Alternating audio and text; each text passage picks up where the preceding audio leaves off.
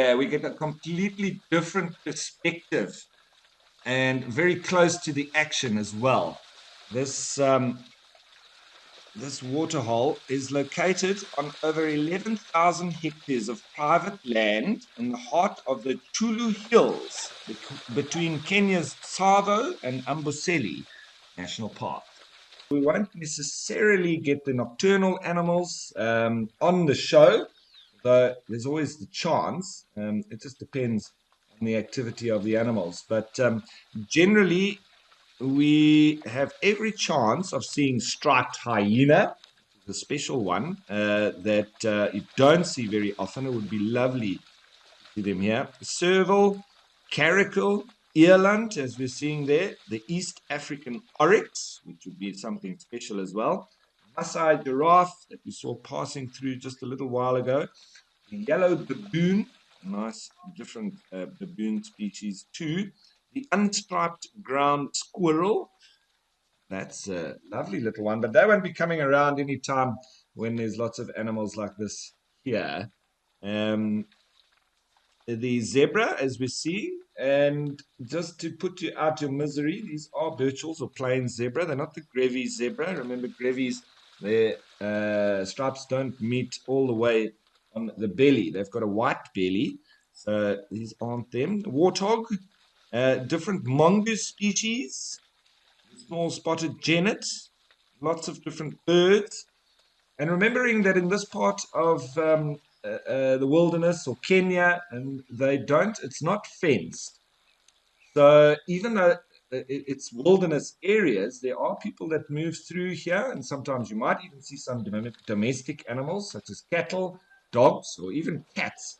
But that's where Kenya is a very special country in that the communities live in harmony with the wildlife. And as a result, the animals, both domestic and wild, are sort of able to move through these areas unchecked.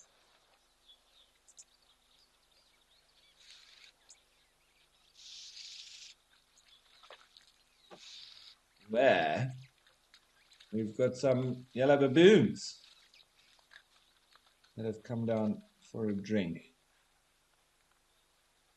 And we're joining that eland and a warthog, as well as the giraffe. Now they've headed off.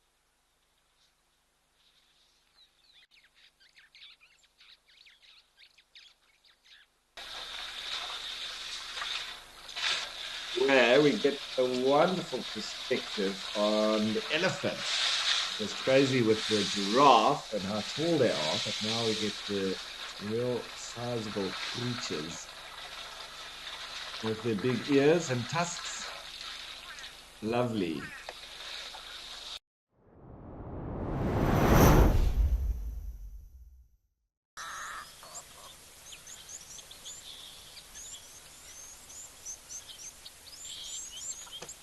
You see what that is there? It's a predator with nice big ears.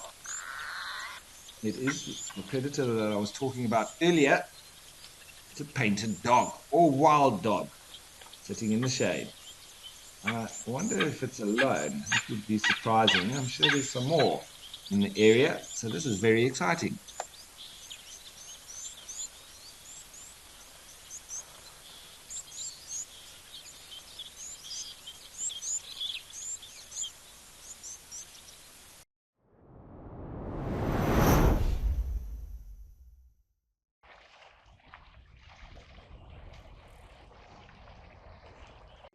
Also in the Greater Kruger National Park, this is in the Sabi Sands, a little bit further east from Rosie's Pan, and a lovely big herd of elephants. Wonderful, all coming in for a drink, and hopefully a little bit of fun. It's pool party time.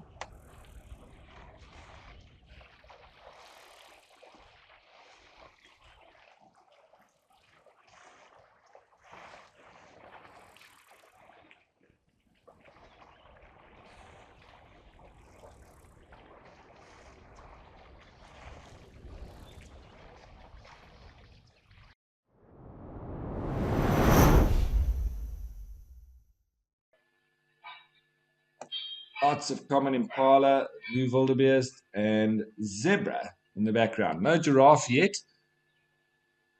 And I'm hoping that we have the elephants coming through. Normally just after 11 o'clock, between 11 and 12, sometimes just after 12 as well. But as the day heats up, that's when the elephants generally start coming down. Sometimes they're here even earlier, but on a regular basis, it's a little bit later as it warms up. Nice big herd of elephants. Seemingly having a bit of a conversation, or maybe they're going to do a bit of dust bathing. I have seen that quite a few of the animals like eating the soil here, so I'm sure there's quite a bit of concentration of mineral salts. And I think because they spend quite a bit of time in this area in the foreground, there's lots of urinating and defecating, etc. And then when other elephants come, they spend a lot of time sniffing and smelling that residue which has been left from the other individuals, which were either here before them, and in the past. So it's obviously just interpreting who the individuals are, and a lot of communication obviously going on with smelling there.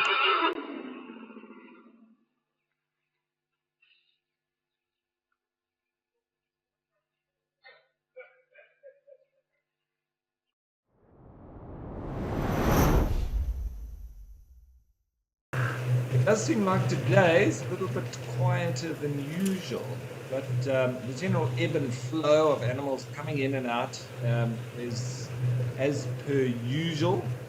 Currently, not the numbers that we're used to. See, the easterly wind is picking up. The temperature will be nice and warm, and I'm sure there's going to be more and more animals coming down to drink here, probably long after we end the show, which is coming up on us.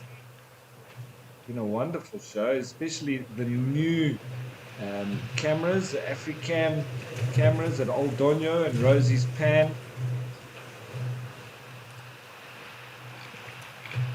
And at Tau. So those are the new ones that I've seen today, and lovely that we finally got a predator on the camera with the wild dogs at Rosie's Pan. Even if we could only see 2 of them, I'm pretty sure there were more, but we'll have to just keep on coming back. I'm sure we're going to eventually also get the Umbika Pride of Lions here at Okukuyo, sooner or later.